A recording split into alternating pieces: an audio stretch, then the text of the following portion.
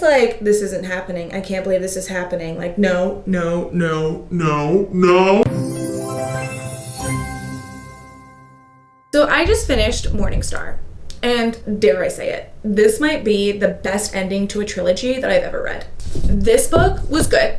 Not great on its own, but it was really good and really well written.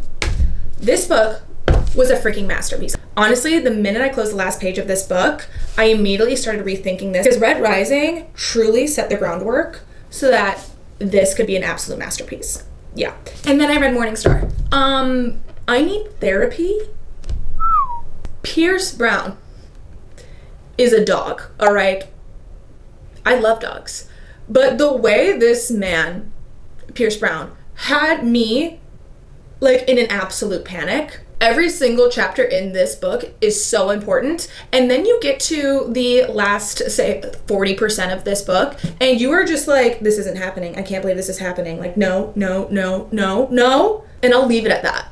Yeah. But what an incredible way to end a trilogy. So much so that I am terrified to start reading this. Like, this is so good, and everyone keeps saying, like, just wait until you get to the sequel series, and I am absolutely terrified because this was so good that, like, how do you compare after reading this? I did start Iron Gold already. It took me a minute, but it's still very good. Ever since I finished reading Morningstar, I am absolutely terrified to read any other book beyond this, even if it's a part of the Red Rising world. But essentially what this trilogy is about, this is a sci-fi series. It's set in the future, it's set in space, amongst all the different planets in our solar system. And essentially this is a society based and divided by colors. Everyone has their own color class that they are within, and that essentially decides your entire life. And the lowest of the colors is red, which our main boy Darrow is.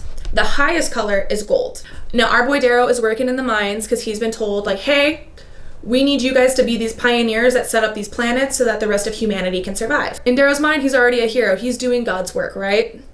No. Unfortunately, he loses somebody very, very close to him, and that essentially ignites the savagery that is Darrow. The rest of the series is basically about Darrow infiltrating the Gold Society and trying to take it down from the inside out. Of course, that ignites rebellion, war, political chaos. And that is the ride that is this series. There are so many complex characters and complex relationships within this series. There is betrayal every other page. So you can truly trust nobody.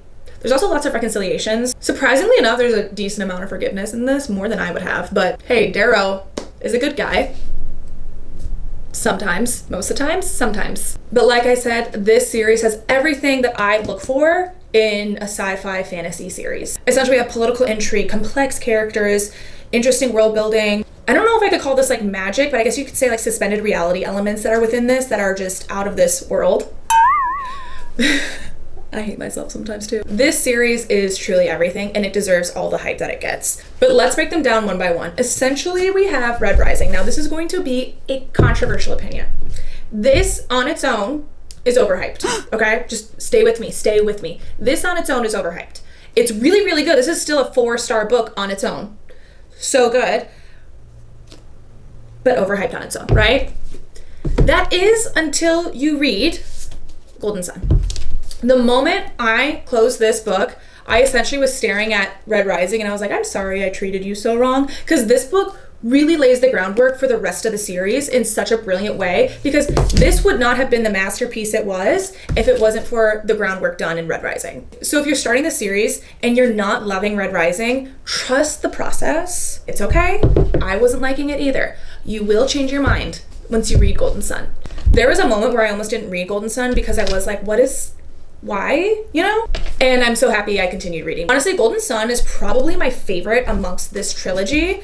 However, Morningstar was absolute perfection. I feel like with these types of series, it's really, really hard to like stick the landing. How do I say this without I'm going to try my best to say this without giving spoilers, but essentially, I feel like with a lot of series that I read, the last book is usually my least favorite because it is just so hard to please everyone, all of your readers, and also like yourself as an author when you go to the last and final book.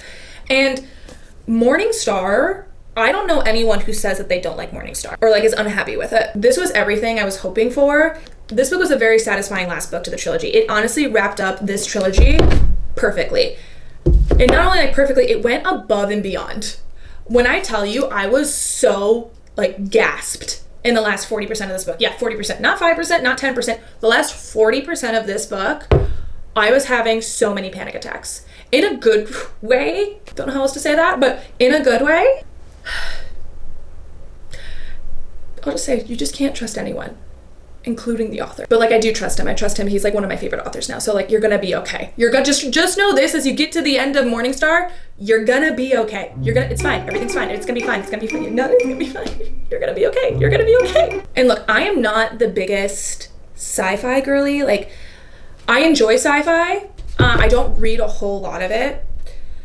I have been dabbling more and more with it lately, and this is making me just want to only read sci-fi for the rest of the year. So if anybody has any recommendations for me after I finish the next series beyond this, let me know.